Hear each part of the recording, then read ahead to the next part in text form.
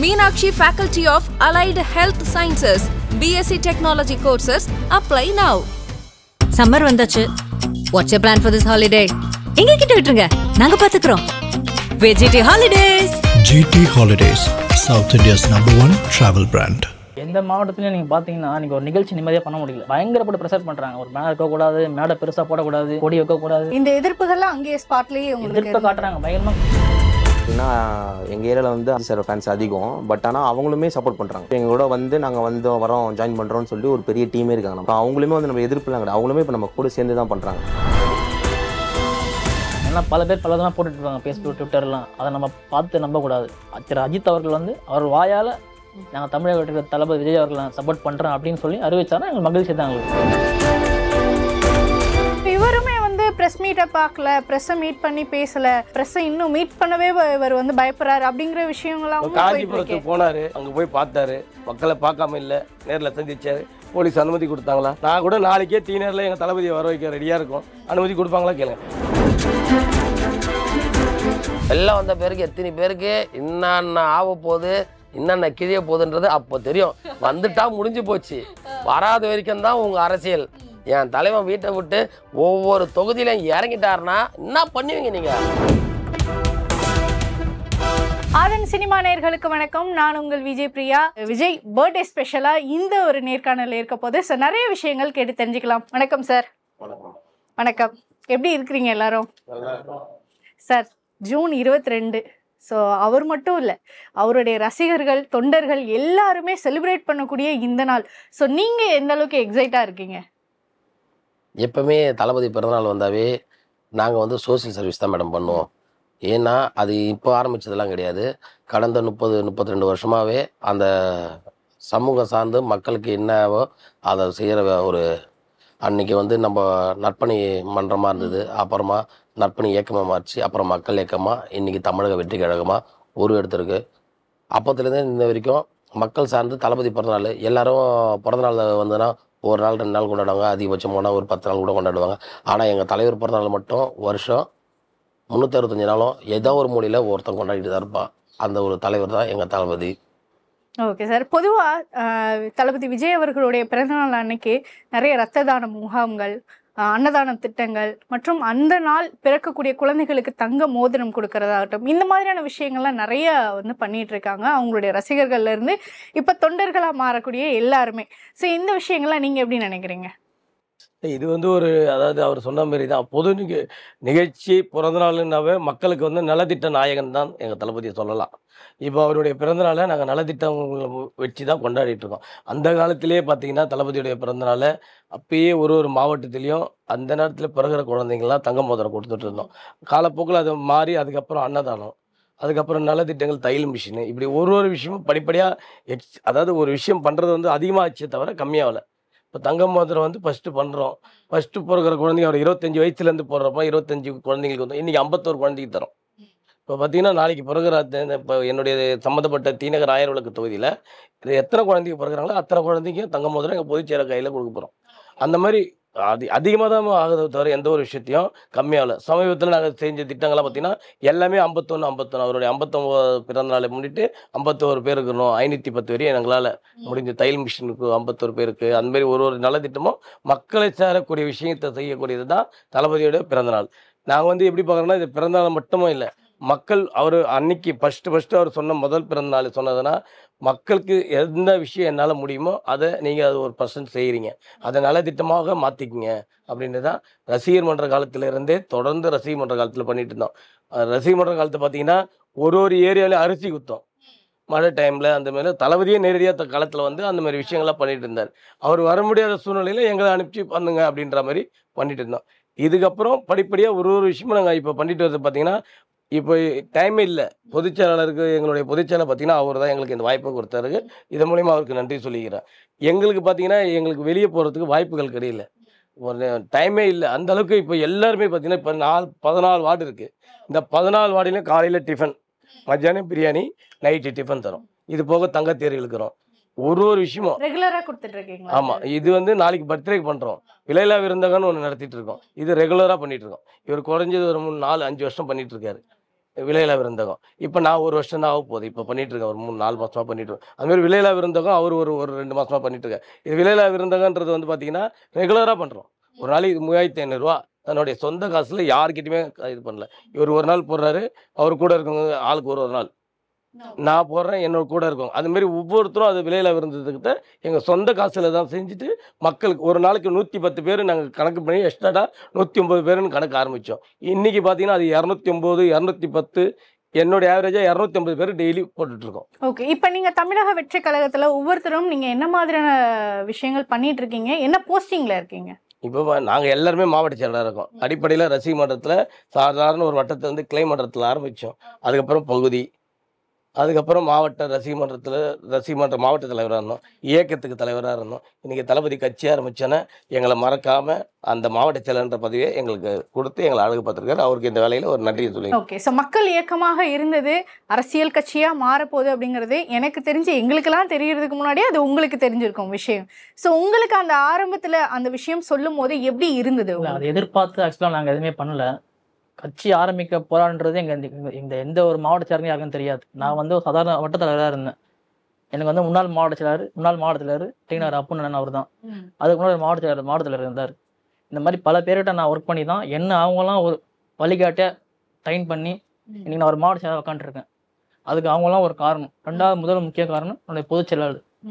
சாதாரண அடிப்படை சின்ன ஒரு இளைஞர் தான், 33 வயசு தான். எனக்கு அவ்வளோதான். என்ன ஒரு சேப்பாக்கம் ட்ரிப்ளிகனுக்கு வந்து ஒரு டெப்டி சிஎம் இருக்கிற தொகுதியில் வந்து என்ன ஒரு மாவட்ட செயலர் போட்டு என்னை அங்கீகரித்து எனக்கு ஒரு மரியாதை கொடுத்துருக்காரு. அதுக்கு அவர் ரொம்ப நன்றி.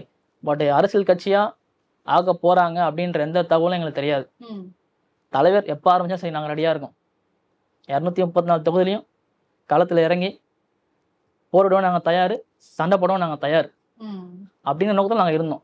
தலைவர் கட்சி அறிவிச்சார். மாநாடும் வெற்றிகரமாக முடிஞ்சது. நல்லபடியாக மாநாட்டில் வந்து எதிர்பார்க்காத விஷயம் நடந்தது. தலைவருடைய ஸ்பீச்சு, அவருடைய மாற்றங்கள், அவருடைய உடல் பாவனைகள் மாற்றங்கள் எல்லாமே எங்களுக்கு ஏற்ற மாதிரி அமைஞ்சது. இவர் தான் தலைவர் தமிழ்நாட்டுக்கு அப்படின்னு மக்கள் முடிவு பண்ணிட்டாங்க. ஓகே, இப்போ பொதுவாக நம்ம சினிமாவிலே தளபதி விஜய் அவர்களை எடுத்துக்கிட்டோம் அப்படின்னா நிறைய கஷ்டங்கள் அவமானங்களை சந்திச்சு தான் இவ்வளோ பெரிய ஒரு நம்பர் 1 பொசிஷனுக்கு வந்திருக்கிறாரு அப்படிங்கிறது நம்ம எல்லாருமே மறுக்கப்படாத ஒரு விஷயம்தான். இப்போ அரசியல்லையும் அவருக்கு நிறைய எதிர்ப்புகள் இருக்கட்டும், நிறைய கஷ்டங்களாகட்டும், இந்த மாதிரியான விஷயங்களையும் இப்போ ஃபேஸ் பண்ணிட்டு இருக்கிறாரு. ஸோ கூட இருக்கக்கூடிய நீங்கள் அவருடைய தொண்டர்கள் நீங்கள் எப்படி ஃபீல் பண்ணுறீங்க? நீங்களே சொல்லிட்டீங்களா மேடம்?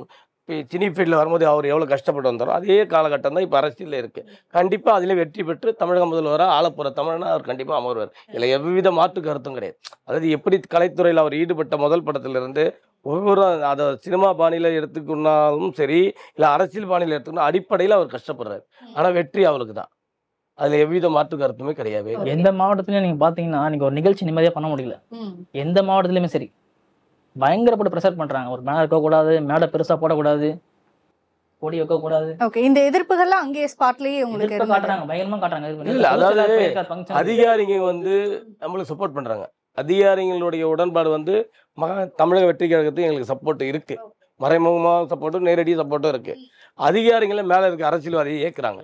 அவங்க என்ன சொல்றாங்க, மேலே இருந்து ப்ரெஷர், நான் எப்படி சொல்ல முடியும், எடுத்த ஏன் வைக்க சொன்னேன் அப்படின்ட்டு அதிகாரிகள் ப்ரெஷர் வந்து மேலிடத்துலேருந்து ப்ரெஷர் கொடுப்போம். அதிகாரிங்க என்ன முடியும், ஒன்றும் பண்ண முடியல. தவிர்க்க முடியாத சூழ்நிலை அதிகாரிகள் அது கட்டுப்பட்டு தான் ஆக வேண்டியதாக இருக்குது. நீங்கள் அது செய்யறியா இல்லை ஒன்று டிரான்ஸ்ஃபர் பண்ணவா, அதிகாரிகளை நேரடியாகவே கேட்குறாங்க. அப்படி இருக்கும்போது அதிகாரிங்க என்ன பண்ண முடியும்? எல்லாருக்குமே விஜய் ரசிகர்களாக இருக்கக்கூடிய எல்லாருக்குமே இந்த ஒரு விஷயம், அதாவது அவருடைய படத்துலையோ இல்லை அவருடைய செயல்கள்லையோ ஏதாவது ஒரு மூமெண்ட்ல நமக்கு ரொம்ப பிடிச்சி போய் நான் இந்த இடத்துல தான் நான் தளபதி விஜய் அவருடைய ரசிகராக மாறினேன் அப்படின்னு உங்களுக்கு ஒரு மூமெண்ட் இருக்கும்ல. ஸோ ஒவ்வொருத்தரா அந்த ஒரு மூமெண்ட்டை பற்றி எங்களுக்கு சொல்ல முடியுமா? ஸோ சார் ஃபர்ஸ்ட் நீங்கள். அதாவது அவர் எப்படின்னா எங்களை மறக்காமல் நினைவு வச்சிருக்காரு. அந்த ஒரு மூமெண்ட்டே அவர்கிட்ட எங்களுக்கு பிடிச்சது. எவ்வளோ பெரிய கோடான கோடி ஜனம் இருந்தாலும் லாஸ்ட் எங்கே இருந்தாலும் கரெக்டாக அங்கே நிற்கிறோன்னு எங்களை கூப்பிடுவார். ஒரு தலைவனுக்கு உரிய எல்லா ஒரு இதுவும் அவர்கிட்ட இருக்கு. நீங்க எப்போ தளபதி விஜய் ரசிகரா மாறினீங்க? அவர் கூட பயணம் பண்ணிட்டு முதல் படத்துல இருந்து. ஓகே, நீங்க சார்? நம்ம வந்து அவர் ரசிகன் வந்து பிடிக்கும், ஆனால் பூவனுக்காக படம் தான் நம்ம வாழ்க்கையில் மறக்க முடியாத படம். அது ஏன்னா ஒரு பெண் வந்து லவ் பண்ணுறோம் அந்த ஏஜ் லெவல் அந்த டைமில். அப்போ இருக்கும்போது ஒரு பெண்ணை வந்து எல்லாரும் காதலிப்பாங்க. கிடைக்கலாம் அந்த பொண்ணை வந்து ஏதோ ஓகே அந்த டைம்ல நீங்க லவ் பண்ணிட்டு இருந்த டைமா ஓகே அந்த அந்த ரேஞ்செல்லாம் கிடையாது. இருந்தாலும் ஓகே அப்போ அந்த காதல் வரும்போது அந்த பொண்ணு நம்மளுக்கு இல்லைன்னு நம்ம அதை சேர்த்து வைக்கிற அளவுக்கு போகுமா அப்படின்னா கிடையாது. அதேமாரி அதுக்கு முன்னாடி படங்கள்லாம் ஒருத்தர் நம்ம பார்க்கும்போது ரொம்ப சிலிமிஷமாக ரொம்ப ஜாலியாக ஜோயிலாக லவ்வை பற்றி அவ்வளோ இதுவாக பண்ண மனுஷன் காதலில் இன்னொரு பரிமாற்றம். ஒரு பொண்ணை பார்த்தா அந்த பொண்ணுக்கோசமே வாழணுன்ற அந்த ஒரு இலக்கை வந்து முதல் தமிழ் சினிமாவில் அந்த ஒரு விஷயத்த அந்த டைமுக்கு அந்த நேரத்துக்கு ஒரு இளைஞனாக சொல்லும் போது அது ஒட்டுமொத்த தமிழ்நாட்டுக்கு எதிரொலிச்சது. அதோட எஃபெக்ட் தான் இன்ன வரைக்கும் அவர் ஒரு பட்டாளமே அவரை வந்து நேசிக்க ஆரம்பிச்சது. அன்னைக்கு சேர்ந்தது தான் அன்னைக்கு இருந்த பசங்கள்லேருந்து பெண்கள்லேருந்து அவர் ரொம்ப லவ் பண்ண ஆரம்பிச்சது. அதனால போயவனகா படம் போயவனகா படம் என் வாழ்க்கையில் மறக்க முடியாத படம். தொடர்ந்து 3 வருஷம் நான் கண்டினியூ பண்ணி பார்த்தேன் திருவான்மியூர் ஜெயந்தி தேட்டரில். ஆமாம் சார் உங்களுக்கு சார் எனக்கு வந்து ஆக்சுவலாக நான் வந்து அப்போலேருந்து ரசிகர் தான். கில்லி படம் வந்து எனக்கு ஆரம்பம். எனக்கு கில்லி படத்தை ஒரு 10 வாட்டி நான் பார்த்துட்டு இருப்பேன் தேட்டரில், தேவி தேட்டரில் 10 ரூபா டிக்கெட் தான் வாங்கி பார்ப்போம். அப்போலாம் அந்த 10 ரூபா நிற்கிறதுக்கே கியூ ஃபுல்லாக. எப்போ ரொம்ப நான் இன்ஸ்பயர் ஆகினா வெள்ளாதை படம் வந்து சிந்தாரப்பட்டில் ஷூட்டிங் நடக்குது. அந்த தர்மராஜா கோயில் ஒரு கோயில் இருக்கு, அங்கே ஷூட்டிங் பண்ணுறாங்க. ஜெனரலியா அந்த சிங் சாமி கொஞ்சம் ஷூட் பண்ணுறாங்க. அப்போ நாங்கள்லாம் உள்ள ஓடி போய் சேவர் வச்சு பார்க்குறப்ப நான் கால் ஸ்லிப்பாக கீழே வந்துட்டேன். அதை அண்ணன் பார்த்துட்டாரு. உள்ள போய் குதிக்கிறப்ப பேக் சைடு அண்ணன் பார்த்துட்டாரு. பார்த்து நான் கால் வலி துடிக்கிறேன். கால் எனக்கு ஆக்சுவலாக கிராக் ஆயிடுச்சு இந்த இடத்துல ஊந்து. அப்போ துடிக்கிறப்ப நானும் வெங்கடேஷன் ஒரு பையன் 3 பேர் தான் உள்ளே குடிச்சு போனோம். பார்த்துட்டு அங்கேருந்து ஒரு பவுன்சரை விட்டு கூட்டா சொல்லுங்க சொல்லி நிற்க வச்சு அந்த மாதிரிலாம் பண்ணுறீங்க அப்படின்னா உங்களுக்கு அவசரம் கூப்பிட்டு ஒரு அட்வைஸ் பண்ணி வெயிட் பண்ணுங்கன்னு சொல்லிட்டு நிற்க வச்சு ரொம்ப ஒரு மாதிரி ரொம்ப அடிமையாயிட்டேன் நாங்களாம். ஓகே சார், நீங்க உங்களுக்கு எந்த ஒரு மூமெண்ட் வந்து தளபதி விஜய் ரசிகரா மாறுறதுக்காக தூண்டுச்சு? இல்லை, நான் வந்து ஃபர்ஸ்ட் வந்து என் பேர் சபரிநாதன். நான் இங்கே மாவட்ட செயலர் இருக்கேன், சென்னை தெற்கு இருக்கேன். ஆக்சுவலி வந்து எங்கள் அப்பா இருக்காங்க, 40 வருஷமா விஜய் கிட்ட தான் இருக்காங்க. அப்பா ஃபர்ஸ்ட் டிரைவராக இருந்தாங்க, அப்படி அசிஸ்டண்ட்டாக மாறி அப்பா இருக்கனால சின்ன குழந்தையிலேருந்தே அவரை பார்த்துட்ருக்கேன். ஸோ சின்ன வயசு குழந்தையிலேருந்தே அவர் சின்ன வயசுலேருந்தே நான் பார்த்துட்ருக்கேன். இந்த வே ஆஃப் பிஹேவியர், அவர் அவ்வளோ பெரிய ஆளாக இருந்தாலும் பீப்புள்ஸ் கூட பேசுகிற விதம். ஃபஸ்ட்டு அவர் சொல்கிறதுனா உங்கள் ஃபேமிலியை பாருங்க, அது எனக்கு ரொம்ப பிடிக்கும். சின்ன வயசுல நான் அட்மைட் பண்ணிட்டேன். எவ்வளோ பெரிய கூட்டம் அண்ணன் அப்படின்னு சொன்ன மாதிரி தான், எவ்வளோ பெரிய கூட்டத்தில் இருந்தாலும் என்னைய கண்டுபிடிச்சிருவார் எவா அப்படின்னு சொல்லிட்டு. சின்ன வயசுலேருந்தே அவர் தான் என்னைய படிக்க வச்சாங்க. சின்ன குழந்தையா இருக்கும்போது என்னைய படிக்க வச்சாங்க. ஸ்கூல் படித்தேன், ஏவிஎம் ஐயப்பன் ஸ்கூலில் தான் படித்தோம். சின்ன வயசுலேருந்து 12th வரைக்கும் அங்கிள் தான் ஃபுல்லாக படித்தோம். ஸோ படித்து முடிச்சுட்டு அப்படியே அவரை பார்த்து தான் நாங்கள்லாம் வளர்ந்தோம். ஸோ அவரை மாதிரியே இருக்கணும் அப்படின்ற ஒரு எண்ணம் தான். லைக் அதான் the way of speech, the way of behaviour to the childrens. அந்த மாதிரி ரொம்ப குழந்தைங்களாம் ரொம்ப கேஷுவலாக ரொம்ப ஜாலியாக இருப்பேன். எங்கெல்லாம் ரொம்ப ரொம்ப ஜாலியாக இருப்பார். என்னடா பண்ணுற, என்னடா காலேஜ்லாம் எப்படி போகுது, என்ன படிக்கிறியா, அப்பா போய் கம்ப்ளைண்ட் பண்ணிடுவார், படிக்க மாட்டேறான், கட்டடிச்சு சுற்றுறான் அப்படின்னு அவர் கூப்பிட்டு பேசுவார். இதெல்லாம் ஏன்னா பண்ணுற, படி, ஒழுங்கான வேலைக்கு போ. அப்புறமா அதான் அவரோடையே தான் ட்ராவல் பண்ணிட்டு இருந்தோம். எப்போ ஷூட்டிங் நடந்தாலும் அப்போ அப்பாவுக்கு சாப்பாடு கொடுக்க போகும்போதோ ஏதோ ஒன்று விஜயங்கள் கேரவனில் உட்காந்துருப்பாங்க. போய் பார்த்துட்டு அங்கிள் வந்திருக்க அங்கிள்னு கூப்பிட்டு பேசுவாங்க. ஓகேவா, எல்லாம் எப்படி போகுது, நல்லா படிடா, அதுதான் முக்கியம், அப்பாவை பார்த்துக்கோ அப்படின்னு சொன்னீங்க. அப்புறம் வந்து பார்த்தீங்கன்னா அப்புறம் தான் ஆனந்த் அங்கிள் பூச்சியர் அங்கிள். இப்போ அவங்க வந்து அப்போ அவங்ககிட்ட நிறைய விஷயம் கற்றுக்கிட்டேன். அங்கிள்கிட்ட எப்படி நம்ம போகணும், ஒருத்தவங்ககிட்ட எப்படி பேசணும், நீ எப்படி இருக்கணும்னு சொல்லி. ஏன்னா உங்களுக்கு தெரிஞ்சிருக்கும், ஒரு சின்ன பையனுக்கு மாவட்ட செயலராக போட்டுருக்காது நான் தான். ஆமாம். ஸோ அண்ணன் 2 சீனியர் இருக்காங்க, அவங்ககிட்ட தான் நான் ஒன்று ஒன்றா சேர்ந்து கற்றுக்கிறேன் என்னென்ன பண்ணணும். அப்புறம் ஆனந்தனுக்கு நான் ரொம்ப ரொம்ப நன்றி தெரிவிக்கணும் இந்த டைமில். ஸோ அதுதான் அந்த மாதிரி வச்சு ஆனந்தனும் சின்ன வயசுல இருந்தே டிராவல் பண்ணதுனால ஒரு இன்ஸ்பயராக இருக்கு. அந்த வழியில இப்ப நானும் அதை கடைபிடிச்சு ஃபாலோ பண்ணிட்டு இருக்கேன். வாழ்த்துக்கள் சார். நீங்க சொல்லுங்க, எந்த ஒரு மூமெண்ட்? கில்லி படம் சார் நிறைய பேரோட ஃபேவரட் வந்து கில்லி படமா தான் இருக்கு இல்லையா? ஓகே சார், இப்போ வந்து நிறைய விஷயங்கள் இன்னும் கான்ட்ரவர்சியா நிறைய விஷயங்கள் போயிட்டு தான் இருக்கு. இப்போ குறிப்பா நம்ம ரீசெண்டா கேள்விப்பட்ட ஒரு விஷயம், பணத்துக்கு தான் நிறைய பேர் வந்து போஸ்டிங் கொடுக்குறாங்க. ஸோ இவங்க வந்து ஸ்டேட்டஸ் பார்த்து இவங்க வந்து பணம் நல்லா வசதியாக இருக்காங்களா, ஸோ இதை பார்த்து தான் வந்து அவருக்கு வந்து போஸ்டிங் கொடுக்குறாங்க அப்படின்ற நிறைய விஷயங்கள், நிறைய ரூமர்ஸ்லாம் வந்து போச்சு. ஸோ அதை பற்றி நீங்கள் என்ன நினைக்கிறீங்க? மற்றவங்களுக்கும் எங்களுக்கும் ஒரு வித்தியாசம் இருக்குது மேடம். நாங்கள் பண்ணுறது எங்கள் சொந்த பணம், எங்கள் சொந்த செலவு. இன்றைக்கி நாங்கள் ஒருத்தங்களுக்கு ஒரு வேளை சோறு வாங்கி கொடுத்தா கூட எங்கள் சொந்த பணம், ஓகேங்களா?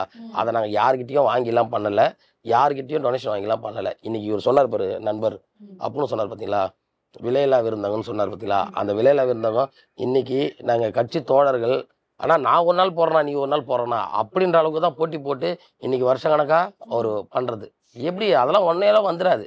இப்போ நானும் பண்ணேன்னா அதெல்லாம் எப்படி வந்தது? அதெல்லாம் வந்து ஏன்னா நான் ஒரு நாள் போடுறானே ஒரு ஆனால் அவனோட சம்பளம் எவ்வளோ இருக்கணும்? தான் ஒரு 15,000 ரூபாய் 12,000 ரூபாய் இருக்கும். அவன் ஒரு வேளை அந்த சாப்பாடுக்கு 1,500 ரூபாய் கொடுக்குறான் அப்படின்னா அந்த டிஃபனை கொடுக்குறான்னா எப்படியோ வரும். எங்கேயோ ஒரு ஃபயர் இருக்கணும். அது எங்கள் தலைவர்கிட்ட அதான் சொல்கிறேனே, இப்போ வரைக்கும் எங்கள் சொந்த காசில் செலவு பண்ணி நாங்கள் இந்த இடத்துக்கு வந்திருக்கோன்னா நாளைக்கு எங்கள் தலைவர்கிட்ட ஆட்சி அதிகாரத்தை கொடுத்தா எங்களுக்கு மக்கள் பணம் வேண்டாம். எங்களுக்கு வேண்டாம் மக்கள் பணம். மக்கள் பணத்தை கண்டிப்பாக முறைப்படி மக்களுக்கே போய் சேரும். அருமையான ஆட்சியாக இருக்கும். எங்கள் தலைவர் கண்டிப்பாக கொடுப்பாரு. பணம் தான் குறிக்கோள்லாம் அவர் நினச்சாருன்னா சில்வர் ஸ்பூனில் சாப்பிட்லாம். அவர் வாடுற வாழ்க்கை வேறு மாதிரி வாழலாம். அதெல்லாம் விட்டுட்டு இன்னைக்கு ஏன் சொல்லணும்னா இவங்க பண்ணுறாங்க அவங்க பண்ணுறாங்க அப்படின்னா ஒரு சில பேர்லாம் இவங்க சைடும் ஹாய் சொல்லிக்கின்னு அவங்க சைடெலாம் சொல்லிக்கின்னு நிறைய ஹீரோக்கள் ஓட்டுறாங்க. அதே இவரும் ஃபாலோ பண்ணலாமே, ஏன் அதையும் ஃபாலோ பண்ணல? இவரு என்னை சார்ந்து என் மக்களுக்கு நான் ஒன்று பண்ணணும் அப்படின்னும் போது அதுக்கு ஒரு வழி ஒன்று கண்டிப்பாக ஏற்படுத்தணும். அப்படிதான் தேடினேன். என்ன பண்ணுறது? அந்த மக்களுக்கு விசுவாசமாக இருக்குமா? அந்த மாநாட்டில் சொன்னதான் நல்லதாக இருக்குமா விசுவாசமாக இருக்குமா? அதனால தான் தேடினேன். என்ன பண்ணலன்னா அரசியல் அப்படின்னு. அதனால் உண்மையிலே சொல்கிறேன், மக்களை நேசிக்கக்கூடிய ஒரு தலைவர் எங்கள் தலைவர். அதனால் கண்டிப்பாக இந்த வர 26 எங்கள் அண்ணன் கண்டிப்பாக சிஎம் ஆகுவார்ன்றதுல எந்த மாற்று கருத்தும் இல்லை. 10ஆம் வகுப்பும் 12ஆம் வகுப்பு மாணவர்களுக்கான பரிசளிப்பு விழா வந்து கிட்டத்தட்ட 4 நாட்கள் வந்து நடந்தது. ஸோ அதில் ஒருத்தர் வந்து சொல்லியிருந்தாரு, நீங்கள் வந்து இந்த தலைமுறைக்கு காமராஜர் சார் அப்படின்னு சொல்லிட்டு. ஸோ இது வந்து அப்படிலாம் சொல்லாதீங்க அப்படின்னு சொல்லியும் தளபதி விஜய் அவர்கள் சொல்லியிருந்தாங்க. ஸோ அதை எப்படி நீங்கள் பார்க்குறீங்க? அதில் என்ன மேடம் தப்பு இருக்கு? படிப்புக்கு ஒரு டைம் ஸ்பெண்ட் பண்ணி ஒரு 10 ஹவர் 12 ஹவர் ஒரு ஸ்டேஜில் நின்று அந்த மாணவர்களை ஊக்குவிக்கிறாங்க. ஒரு குழந்தை நீங்கள் பார்த்துருப்பீங்க, மைக்கை பிடிச்சா தசை நான் வருவேன் அப்படின்னு சொல்கிறாங்கன்னா அது காரணம் வந்து படிப்பு தான். அந்த படிப்பை அவர் மோட்டிவேஷன் பண்ணுறாரு. அப்போ இருக்கிறப்ப இளைய காமராஜர் சொல்கிறது தப்பு கிடையாது. காமராஜன் நாங்கள் சொல்ல, அவர் நாங்கள் காமராஜன் சொல்ல, இளைய காமராஜர். ஓகே, காமராஜ் வழியை பின்பற்றி அந்த இளைய காமராஜா அவர் இருக்காருன்னு தான் நாங்கள் சொல்கிறோம். அதை தப்பாக சில பேர் புரிஞ்சுக்கிட்டு அதை ஒரு ட்ரோல் பண்ணிட்டு கமெண்ட் பண்ணிட்டு அதெல்லாம் நாங்கள் கண்டுக்கவே மாட்டோம். எங்கள் தளபதி சொல்கிற போல தான். ஓகே, ஸோ இன்னொரு டாக்கும் வந்து போயிட்டு இருக்கு. ஸோ சினிமாவில் விஜய் அவர்களும் அஜித் அவர்களும் 2 பேரும் இணைப்பிரியாத நண்பர்கள். 2 பேருமே போட்டிகள் இருந்தாலும், சினிமா துறையில் போட்டிகள் இருந்தாலும் நாங்கள் 2 பேரும் ஒன்றா தான் நடப்போம், ஒன்றா தான் பேசுவோம், எங்களுக்குள்ளே எந்த சண்டை சச்சரவுகள் இல்லை, நாங்கள் ஒரு நல்ல நண்பர்கள் அப்படின்னு சொல்லியிருந்தாங்க. அரசியலையும் விஜய் அவர்களுக்கு அஜித் அவர்கள் ஆதரவு தெரிவிக்கிறாங்க அப்படின்னு சில விஷயங்கள்லாம் நாங்கள் பார்க்குறோம். அது உங்களை பொறுத்த வரைக்கும் எப்படி இருக்கு? அது உண்மையாக இருக்க சாத்தியம் இருக்கா? அது உண்மையாக இருந்தால் எங்களுக்கு மகிழ்ச்சி தான். நாங்கள் எதுவுமே சொல்லலாங்க. ஏன்னா பல பேர் பல தான் போட்டுட்டு இருப்பாங்க ஃபேஸ்புக் ட்விட்டர்லாம். அதை நம்ம பார்த்து நம்பக்கூடாது. அஜித் அவர்கள் வந்து அவர் வாயால் நாங்கள் தமிழக தளபதி விஜய் அவர்களை சப்போர்ட் பண்ணுறோம் அப்படின்னு சொல்லி அறிவிச்சாலும் எங்களுக்கு மகிழ்ச்சி தான். எங்களுக்கு ஓகே, அவருடைய இன்டர்வியூலயும் ஒன்று சொல்லியிருந்தாரு. அவர் அந்த கார் ரேஸ்ல கட்சியை பற்றி பேசுங்க, நீங்க வந்து அஜித் வாழ்க விஜய் வாழ்கன்னு சொல்றீங்க, நீங்க எப்போ வாழ போறீங்க அப்படின்லாம் சொல்லியிருந்தாரு. அது வந்து எங்களை வாழ வச்சார் தளபதி, எங்களை வாழ வச்சார். தமிழக வெற்றி கழகம் கட்சியை ஆரம்பிச்சது எதுக்குன்னா இவங்கள வாழ்க அவங்க வாழ்க்கல மக்கள் வாழத்துக்கு தான் தமிழக வெற்றி கழகம் உருவாக்கப்பட்டது. ஆக்சுவலி வந்து பார்த்தீங்கன்னா எங்கள் ஏரியாவில் வந்து அவங்க அஜித் சார் ஃபேன்ஸ் அதிகம். பட் ஆனால் அவங்களுமே சப்போர்ட் பண்ணுறாங்க, ஓகே, பயங்கரமாக சப்போர்ட். அவங்களோட சப்போர்ட் இருக்குங்க கூட. இப்போ எங்களோட வந்து நாங்கள் வரோம் ஜாயின் பண்ணுறோம்னு சொல்லி ஒரு பெரிய டீமே இருக்காங்க நம்ம கூட. இப்போ அவங்களுமே வந்து நம்ம எதிர்ப்புலாம் கிடையாது, அவங்களுமே இப்போ நம்ம கூட சேர்ந்து தான் பண்ணுறாங்க. அது இன்னொரு நினைச்சும் போது இன்னொரு ரொம்ப சந்தோஷமா இருக்கு. இந்த பரிசளிப்பு விழாவிலையும் வந்து பாத்தீங்கன்னா உங்களை எல்லாரையுமே வந்து கௌரவப்படுத்துற மாதிரி நிறைய விஷயங்கள் பேசிருந்தேன். நீங்க இல்லைன்னா இந்த இடத்துல நான் இல்லை, எவ்வளவு தூரம் எங்க கூட டிராவல் பண்ணிட்டு இருக்கீங்க அப்படின்னு உங்க எல்லாருக்குமே வந்து நன்றியும் சொல்லியிருந்தாரு. ஸோ அந்த மூமெண்ட்லாம் எப்படி இருந்தது உங்களுக்கு? ரொம்ப ரொம்ப சந்தோஷமா இருந்தது. ஆக்சுவலாக மேடம் ஏற்றுவாங்கன்னு எனக்கு தெரியாது. எங்களுக்கு அந்த டைம் தான் அறிவிக்கிறாங்க. புதுச்சேரியில் வந்து டைம் மேலே சொல்கிற மேடையில் ஒரு தொகுதி வாரியாக வரப்ப ஒரு மாவட்ட செயலர் கூட வந்துருங்க முடிஞ்ச எண்ணில் எல்லாம் ரொம்ப சந்தோஷமா இருந்தது. அது அவரை பார்த்து பேசுகிறப்ப ரொம்ப ஒரு மாதிரி ஒரு 5 நிமிஷம் கடவுளை பார்த்த மாதிரி இருந்துச்சு. அந்த திருப்பதிக்கு நம்ம கோயிலுக்கு போகிறப்ப பெருமாள் பார்க்குறப்ப 5 நிமிஷம் கடவுளை பார்த்த மாதிரி இருந்தது எங்களுக்கு அந்த டைமு. சரி வந்து லாஸ்ட்டாக அவர் பேசுன வார்த்தைகள் ரொம்ப எங்களுக்கு இன்னும் சந்தோஷமாயிடுச்சு. மாவட்ட செயலர் நீங்கள் இல்லைன்னா நான் ஒன்றுமே கிடையாது இந்த இடத்துல. அதை வந்து நாங்கள் எடுக்கிறதுக்குள்ள ரொம்ப நிறைய இஷ்யூ ஆயிடுச்சு. ஒரு ஸ்கூல்லையும் போய் டாப் லிஸ்ட்டில் எடுக்கும் போது, ஏன்னா நம்ம ஸ்கூலுக்கு போனாலே உள்ளோட மாட்டேன்ட்டாங்க. ஸோ அந்த ஏரியாவோட லோக்கல் எம்எல்ஏ அந்த லோக்கல் பாலிடிக்ஸ்லாம் வந்து எங்களை உள்ளே விடாமல் பண்ணிட்டாங்க. ஸோ அதையும் மீறி அந்த பிரின்ஸிபலே நம்மக்கிட்ட மீறி நைட்டு ஃபோன் பண்ணி இந்த மாதிரி இந்த லிஸ்ட் இருக்குது நான் உங்களுக்கு அமுச்சு விட்றேன், என் பேர் சொல்லாதீங்கன்னு சொல்லி இந்த மாதிரிலாம் நாங்கள் எடுத்து நிறைய எங்களை பண்ண விடாமே பண்ணிட்டாங்க. ஓகே இதுல ரொம்ப 2 கஷ்டப்படுறாங்க. பேர் வந்து ஸ்டூடண்ட்ஸ் இத வந்து என் பேரை விட்டுட்டாங்க என்னை கூப்பிடல நானும் இவ்ளோ மார்க் எடுத்திருக்கேன் அந்த மாதிரியான விஷயம் எல்லாம் வந்தது. பேசிக்கே ஒரு விஷயம் தெரிஞ்சுங்களா, அரசு தேர்வு முறை தான் இதை வந்து வெளியிடுறாங்க. இவங்க பாஸ் ஆயிருக்காங்க, இவங்க இது அப்படின்றது. இது யாரு சம்மந்தப்பட்ட? அரசு சம்மந்தப்பட்ட. தனியாருடைய இது எதுவுமே கிடையாது. நாங்க ஒரு நிகழ்ச்சி நடத்துறோம். மாணவ மாணவிகளுக்கு தளபதி கையால் கொடுத்துட்ருக்கோம். அந்த காலத்திலலாம் பார்த்தீங்கன்னா இவர் சொன்ன மாதிரி நாங்கள் அந்த காலத்துலேருந்தே பண்ணிகிட்டு இருக்கப்போ அந்த பள்ளிக்கு போயிட்டு நோட் புக் கொடுப்போம். எங்களை கூப்பிட்டு கொடுத்துருவாங்க. உங்கள் தொகுதியில் எத்தனை கல்வி ஸ்கூல் இருக்குது சொன்னீங்கன்னா அத்தனை ஸ்கூலுக்கு இவ்வளோ நோட்டு கொடுக்கணும் அப்படின்னு சொல்லுவோம். நோட்டு எடுத்துமே அந்தந்த பள்ளியில் தலைமை ஆசிரியர் ஒப்படைச்சிட்டு ஒரு ஃபோட்டோ எடுத்துட்டு தலைமையில் கொடுத்துருவோம். நாங்கள் இதை கண்டினியூவாக பண்ணிகிட்ருக்கோம். காலப்போக்கில் எங்கள் தளபதி இதை வந்து அந்த ஸ்டூடெண்ட்ஸுக்கு எதனா பண்ணணுன்றப்போ கடந்து ஒரு 3 வருடமாக பண்ணிகிட்ருக்காங்க.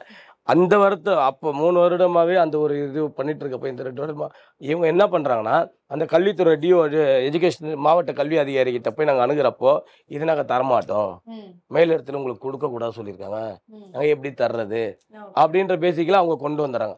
அப்போ நாங்கள் என்ன பண்ணுறோன்னா எனக்கு உட்பட்ட அந்த தீநகர் ஆயிரவிளக்கு தொகுதியில் எத்தனை அரசு பள்ளி இருக்கோ அந்த பள்ளியில் நல்லா படித்த மாணவர் மாணவிகள் 3 பேர் ஒரு பள்ளியிலுமே 3 பேர் தேர்ந்தெடுத்து அதில் யார் நல்ல பெஸ்ட் மார்க் எடுத்துருக்காங்க அவங்கள தேர்ந்தெடுக்கணும். இப்போ நீங்கள் சொன்னது மிஸ் ஆகுது போது வருதுன்னா அது அரசு தான் எங்களுக்கு அதனுடைய ரிசல்ட் கொடுத்துட்டாங்கன்னா இது யாருடைய இதுவும் நாங்கள் தவறு பண்ண வாய்ப்புகள் கிடையாது. அரசு அது தர மறுக்குன்ற பட்சத்தில் நாங்கள் அந்த மாணவிகளுக்கு இந்த பொருளை தளபதி சேர்க்கணும்னு சொல்கிறாரு.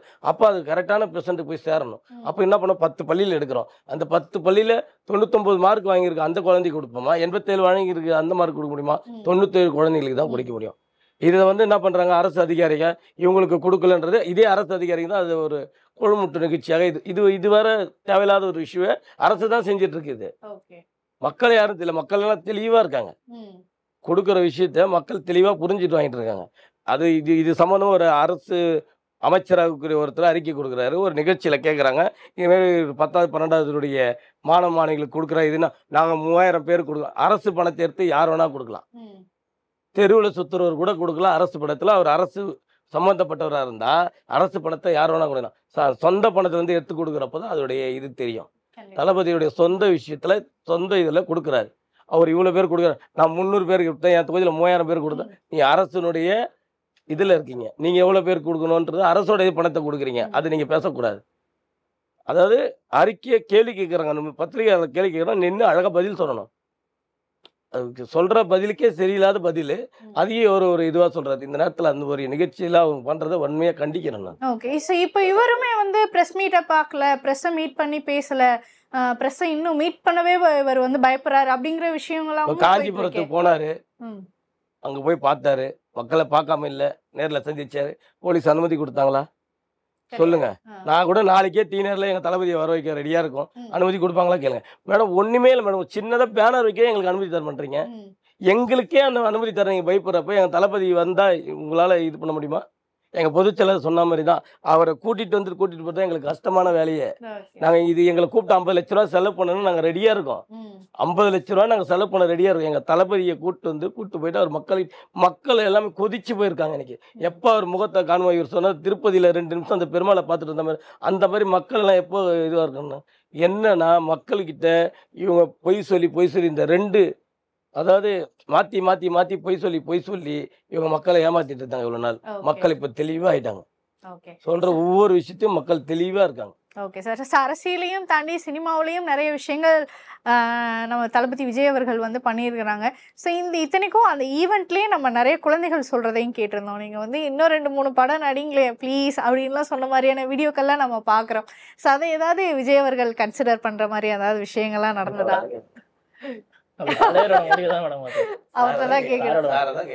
இன்னைக்கு நம்ம யங்ஸ்டர் வந்து என்ன சொல்றது, தளபதி கிட்ட ஒரு ஃபயரான ஒரு கூட்டம் இருக்கு மேடம்.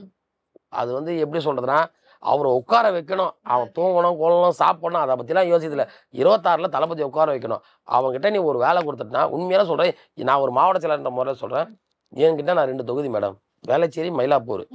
இந்த 2 தொகுதியில் நான் பார்க்குறேன், ஒவ்வொருத்தங்கிட்டையும் எப்பா இதுதான்ப்பா உன் மக்களை சந்திக்கணும் அப்படின்னு சொல்லிட்டு ஒவ்வொரு வீட்டுக்கும் போயிட்டு ஒரு நாளைக்கு குறைஞ்சபட்சம் மகளிர் யங்ஸ்டர்லாம் போயிட்டு ஒரு 100 பேரை போயிட்டு பார்த்து என்ன வேணும் ஏது இங்கே இப்போ என்ன பிரச்சனை அப்படின்னு ஒரு லிஸ்ட்டு ஒன்று எடுத்துகிட்டு வராங்க. ஓகேங்களா? அப்படி எடுத்துகிட்டு வரும்போது இதெல்லாம் சாத்தியம் அவங்க கேட்குற கேள்விக்கெல்லாம் புரியுதுங்களா? பூத்து போட முடியுமா? பூத்து மக்களை பார்த்து சந்திக்க முடியுமா? மக்களை பார்த்து சந்திக்கிறோம். அது எல்லா கேள்விக்கும் நாங்கள் பதிலே சொல்றதில்ல மேடம். இப்போ இதெல்லாம் நான் பதில் சொல்லக்கூடாது. இருந்தாலும் நான் சொல்றேன்னா எதுக்குமே அந்த காலங்கள் பதில் சொல்லும். 26 வந்து இப்போ இதே பேசுறவங்க எத்தனை பேர் ஜனவரி மாதம் இவர் தாண்டா முதலமைச்சர்னு ஜனவரி மாதமே சொல்லிடுவான். ஏப்ரல் தான் தேர்தல் வரும், ஜனவரி மாதமே சொல்லிடுவான். என்னது இவர் தாண்டா முதல்வர் அப்படின்ற மாதிரி. ஏன்னா அவர் மக்கள் சார்ந்து இவங்க வெளில வரல அவர் பண்ணையாரு அவர் அங்கேதாங்கிறாருன்னு வெளில வந்த பேருக்கு எத்தனை பேருக்கு என்னென்ன ஆக போகுது என்னென்ன கிழிய போகுதுன்றது அப்போ தெரியும். வந்துட்டா முடிஞ்சு போச்சு. வராத வரைக்கும் தான் உங்க அரசியல். என் தலைவன் வீட்டை விட்டு ஒவ்வொரு தொகுதியிலும் இறங்கிட்டாருன்னா என்ன பண்ணுவீங்க நீங்க அப்படியே மண்டே பிரச்சாரத்துக்கான ஏற்பாடுகள் ஒண்ணுமே வேணாம் மேடம். நான் இன்னைக்கு கொடுக்கப்பட்ட அந்த 2 தொகுதி 2 நாள் பிரச்சாரத்துக்கு வந்தாருன்னா அந்த 2 தொகுதி வெற்றிக்கனி அவர் காலில் நான் சமைப்பேன் மேடம். உறுதியா சொல்றேன். 2 நாள் தான், வேற ஒன்றும் வேணாம். முதல் நாள் பிரச்சாரம், லாஸ்ட் நாள் முடிகிறப்போ ஒரு நாள் வந்துட்டு போனார்னாலே போதும். அவர் தெருவா வார்டா கூட வர வேணாம். 2 நாள் 2 பாயிண்ட் வந்துட்டு போனாருனாலே போதும். நாங்க அழகா 234 தொகுதியும் கண்டிப்பா சொல்றோம் வெற்றி பெற்று கொடுப்போம். நீங்க நினைக்கிற மாதிரி எல்லாம் கிடையாது. இப்பெல்லாம் மக்கள் தெளிவா இருக்காங்க. எங்களையே கேள்வி கேட்கறாங்க, நீங்க ஏன் இவ்வளவு இதுவா இருக்கிறீங்க, இன்னும் இறங்கி நல்ல வேலை செய்யுங்க, நாங்க உங்க பின்னாடி நிக்கிறோம், நீங்க ஏன் பயப்படுறீங்க, நீங்க இறங்கி வேலை செய்யுங்க, உங்க பின்னாடி நாங்க இருக்கோம். இப்ப பாத்தீங்கன்னா இன்னைக்கு நாங்க அதாவது அந்த காலத்துல ரசிகமடத்துல எப்படி இருந்தோமோ இன்னைக்கு மாவட்டத்தில் ஆயிட்டோன்ற மாதிரி எல்லாம் நாங்க கிடையவே கிடையாது. அன்னைக்கு ஏற்கனவே நைட்டு ஃபுல்லா பேனர் கட்டியிருந்தோமோ அதே மாதிரி தான் நீங்க மாவட்டத்தில் இருந்தாலும் பேனர் 75 பேனர் நேற்று ஆரம்பிச்சேன், நேற்று நைட்டு முடிச்சேன். அதே மாவட்ட செயலர் அந்த இதெல்லாம் கிடையாது. மக்கள் எங்கே போய் எங்கே கட்டினா எந்த தெருவில் மக்கள் பார்ப்பாங்க எப்படி பண்ணுவாங்க அதே அப்படி எப்படி ரசிக மன்றத்தில் இருந்தனோ இன்றைக்கும் அதே தான். அதே இதுதான் எங்கள் தலைவர் எப்படி ரசிக மன்றத்தில் படம் ரிலீஸ் ஆனால் எப்படி சந்தோஷமாக இருமோ அதே சந்தோஷத்தை பிறந்தநாளை கொண்டாடுவோம். இதே பிறந்தநாள் முடிஞ்ச உடனே அவர் அடுத்தது முதலமைச்சர் அவர் வெற்றி விழாவை கொண்டாடுவோம். இந்த நோக்கத்தோடு தான் நாங்கள் போவோமே தவிர அவர் நம்மளை மாவட்டத்தில் ஆகிட்டாரு நம்ம கால் மேலே கால் போட்டு உட்கார வைக்கணும் அடுத்து நம்ம தான் எல்லாம் பார்த்துக்கலாம் அந்த தொய்வுன்றது எங்கள் வாழ்க்கையில் கிடையவே கிடையாது. அவர் பின்னாடி ஓடிட்டே இருப்போம், அவர் எங்களை இயக்கிட்டே இருப்பாரு. அவர் சொல்லுவார் ஒரு வாட்டி எங்களுக்கு கிட்டத்தட்ட நான் சொல்றது 10 வருஷம் முன்னாடி, நமக்குன்னு ட்ரெயின் வந்து சேர்ற வரையும் ட்ரெயினுக்கு போயிட்டே இருப்போம், அது உங்களுக்குன்னு வரும், அந்த போட்டியில் நீங்கள் ஏறுங்க, அப்போ உங்களுக்கு கூட்டமே அந்த இடத்துல நான் நிற்க வைப்பேன் அப்படின்னாரு. அதை இன்னைக்கு பண்ணியிருக்காரு. கட்சிக்கு வரேன்னு சொன்ன காலங்கள்லாம் போயிட்டு இன்னைக்கு எங்களை பார்த்து இப்படி அண்ணாந்து பார்க்குற அளவுக்கு அவர் அந்த நிகழ்ச்சியிலே சொன்னார் 2ஆம் ஆண்டு இல்லை என் கிட்ட இருக்கும் ஏழை தான், மன்னர் கிடையாது, மன்னராஜ இது பண்ணுறவங்க கிடையாது, சாதாரண ஏழை தான், இளைஞர்கள் தான், ஏன் அவங்கள பார்த்து பயப்படுறீங்கன்னு கேட்குறாரு. அதே தான் நாங்களும் கேட்குறோம். ஒரு சாதாரணமாக இருக்கிற ஒரு திராவிட அது எதிர்கட்சியாக இருந்தாலும் சரி ஆளுங்கட்சியாலும் மாவட்ட செயலரும் இன்னைக்கு எங்களை பார்த்து பயப்படுறாங்க. நாங்கள் பெரிய கோடீஸ்வரர்லாம் கிடையாது, சாதாரண நடுத்தர மக்கள். ஆனால் இன்னைக்கு எங்களை பார்த்து பயப்படுறீங்களா? இதே இதுதான் இவர் சொன்ன மாதிரி எங்கள் தளபதி காலை மட்டும் வெளியே வச்சுட்டாரு வைங்களா, சகாத்வம் எல்லாருடைய சகாத்வம் முடிஞ்சிச்சு கூட. சரி, சோசியல் மீடியாவை நாங்களாம் ஒரு மாவட்ட செயலர் ஒரு விஷயத்த வந்து நாங்களே பார்த்து பிரமிக்கிறோம். டேய் இவரு ஒரு படம் நடிச்சிருக்காரா, இவரும் ஒரு படம் நடிச்சிருக்காரா அப்படின்னா எங்கிருந்து போய் எத்தனை வரான்னு தெரியல. கட்சிக்கு வந்து ஒரு கட்டுப்பாடு தலைமை வந்து ஒன்னு எடுத்து தலைமை கொடுக்கும். ஆக்சுவலா அந்த கண்டென்ட் அது போடுங்க அப்படிதான் எல்லாம் கிடையாது. மாவட்ட செயலர் என்னால கூட யோசிக்க முடியாது, ஏன் பொதுச் செயலர் கூட யோசிக்க முடியாது, என் தளபதி கூட யோசிக்க முடியாது. ஏன்னா ஐடிவிங்கன்னாவே என்னன்னா அதை வந்து இவங்க தான் கொடுப்பாங்க. இன்னைக்கு இதுதான்ப்பா விஷயம். இங்க ஒரு விஷயத்த தளபதி பத்தி ஒருத்தன் பேசிட்டா அவன் எங்க இருக்கிற அவன் பாவம் ஏன்டா பேசணும் அதுக்கப்புறம் வருத்தப்பட்டு இருப்பான். ஏன்னா பேசிட்டுடா மொத்த குப்பியா வந்து நோண்டி கீண்டி ஒருத்தர் ஒரு விஷயத்த பேசுறதுக்கு முன்னாடி அந்த விஷயத்த வந்து நம்ம கூட யோசிக்க மாட்டோம் மேடம். ஆனா நம்மளது வந்து தளபதி சொன்ன மாதிரி தான்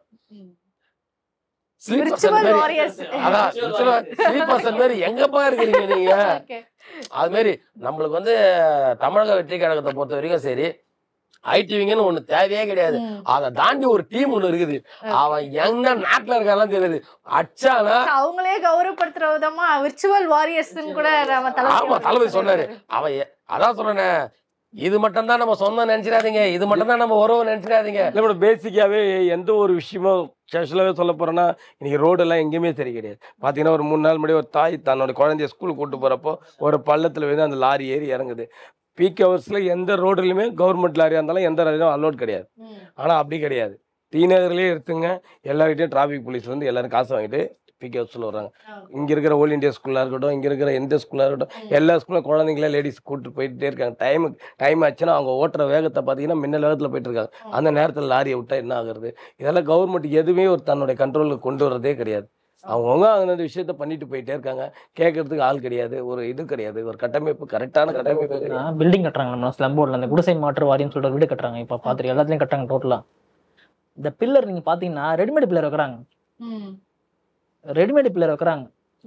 என்னோட வீட் பேக் சைடில் கட்டுறாங்க. இங்கேயே பண்ணுறாங்க. நீங்கள் இப்படி போயிட்டு லெஃப்ட்டை திரும்பினாலே இங்கே நம்ம டீனர் பஸ் ஸ்டாண்ட் பக்கத்துலேயே அப்படியே வெல்டிங் பண்ணுறாங்க மேடம். அதில் எத்தனை ஆயிரம் மக்கள் வாழ்வாங்க.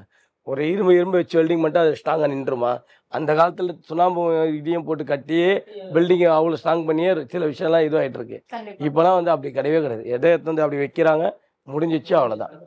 ஓகே, ஸோ பிறந்த நாளுடைய சூப்பரான ஒரு நிகழ்ச்சிக்கு ஸோ நீங்கள் எல்லாரும் உங்களுடைய நேரத்தை விட்டு தளபதிக்காக மக்கள்கிட்ட நிறைய விஷயங்கள் பேசணும் அப்படிங்கிற இந்த ஒரு நிகழ்ச்சிக்கு வருகை தந்ததற்கு மிக்க நன்றி சார்.